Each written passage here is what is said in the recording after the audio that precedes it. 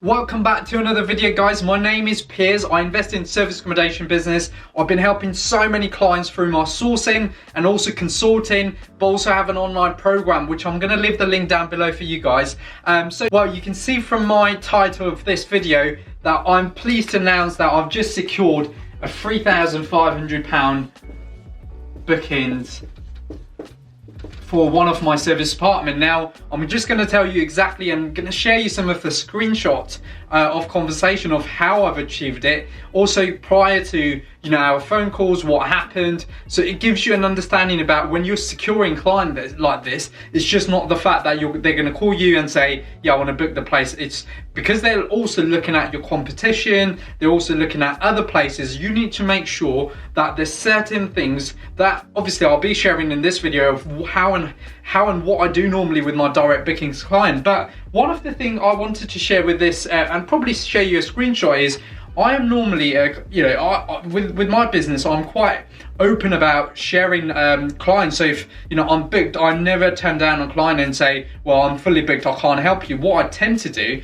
is I'll say, look, I'm fully booked. However, I'll try and work out something for you.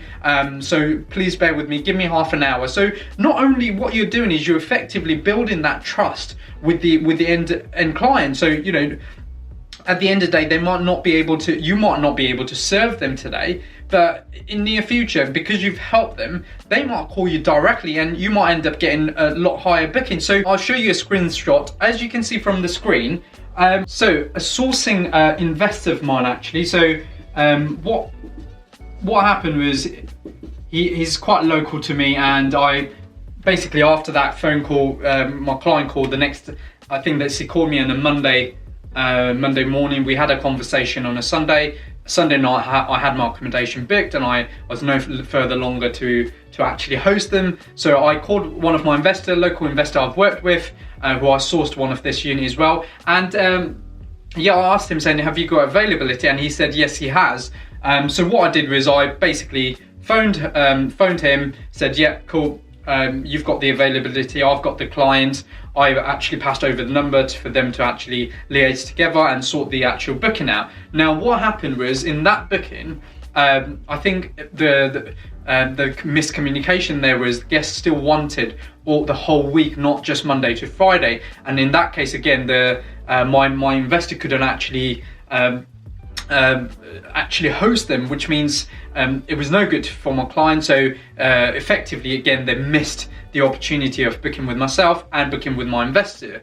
So a week later, again, I received a phone call from Mary, and at this time she was actually sure about the dates. It was confirmed exactly what she wanted, and that was only a week booking that came through.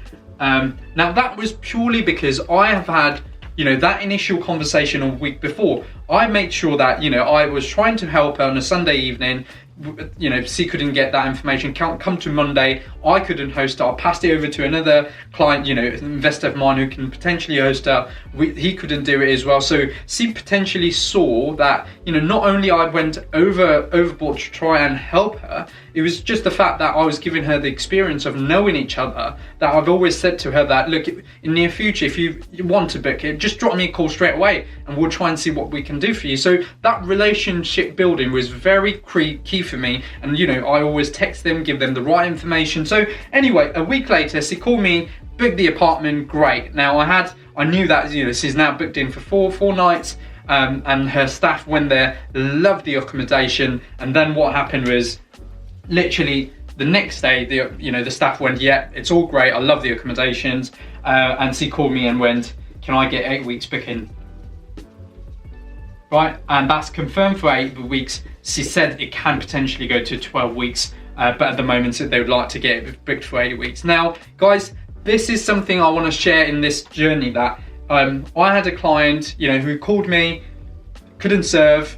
I couldn't give her the actual, product or the service she wanted. But what I did was gave her the value of actually my time and actually listened to her, gave the right information, gave the right contacts where I can potentially help.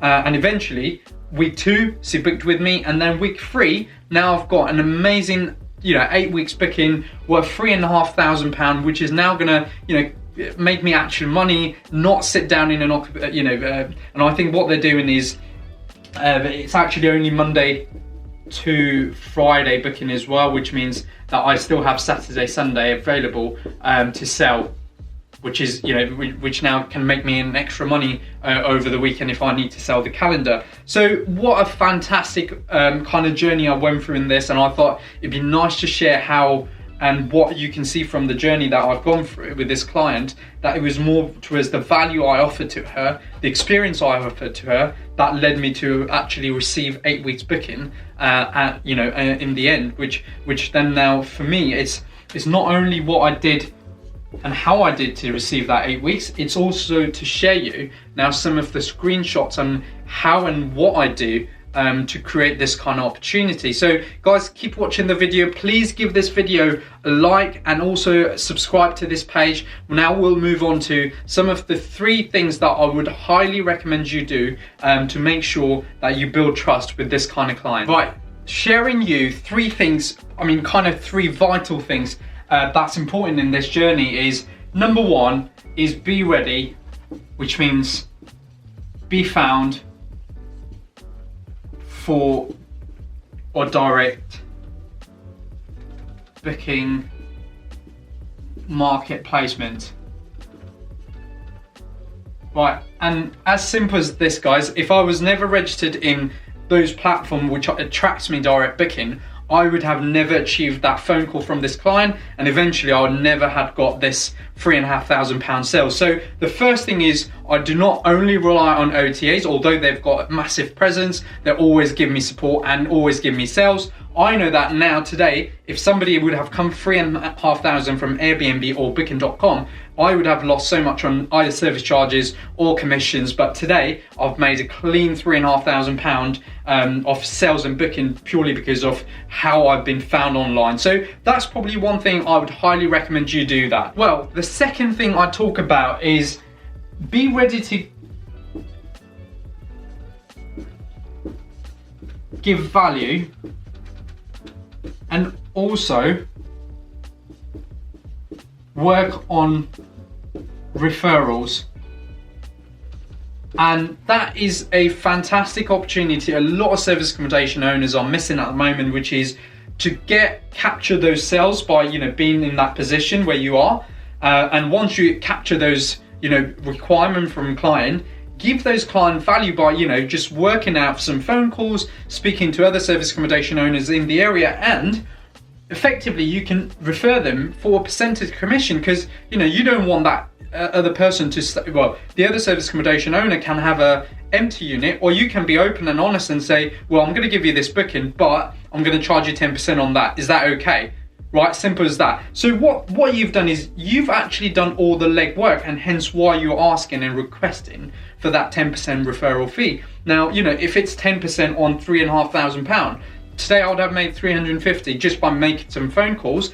And not only that, my client or my guest is receiving that value from me, which is that contact, that calls that I've made, the relationship I've built. So tomorrow, when it goes again back to normal and they want to book again, they might fancy just giving you a call directly and build that relation. So very, very key that you're giving customers those value, even though you're not, you can't accommodate them in your apartment or your accommodation, but also work on referral. The third thing during this process, as you can see, after I send a communication email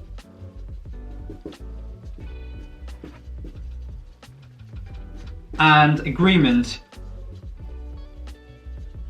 which was basically what we agreed on prior phone call when she requested if I had the 8-week availability. I took all the information, how many guests, what are the dates they're staying, and what I wanted to do was I wanted to make sure that we're giving her the right information. We've agreed to the right thing by making sure that I email her the details of, the dates I'm offering. So what I'll do is I'll try and share a screenshot that I actually, structured for her. Then that way, what happens is she can then make a final decision on the dates, confirm it to. That way, what you've done is you've got again a clear system and communication in place. to secure those kind of bookings. So guys, I think just to give you an overview, the journey of securing those kind of clients is just not of getting a phone call and actually getting booked. It's making sure that you're ready and you've got that direct booking market placement, you are being found.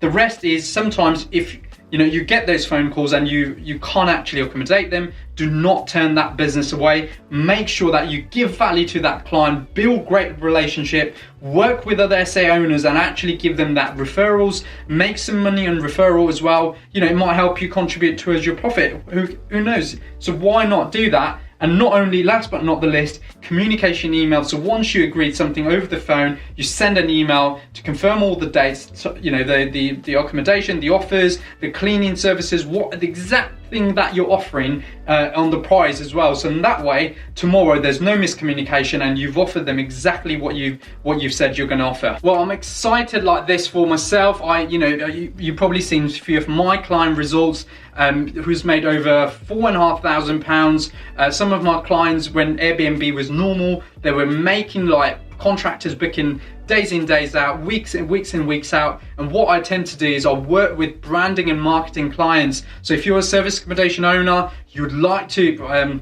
ideally scale your business by making sure you've got your correct branding in places, please contact me. I'll leave the email down below. I'd love to work with you as well. Well, if you've enjoyed this video, please give this video a massive like. Subscribe to my channel. I'm posting every day to give you guys value as much as I can. And thank you so much for watching, and I'll see you in the next video.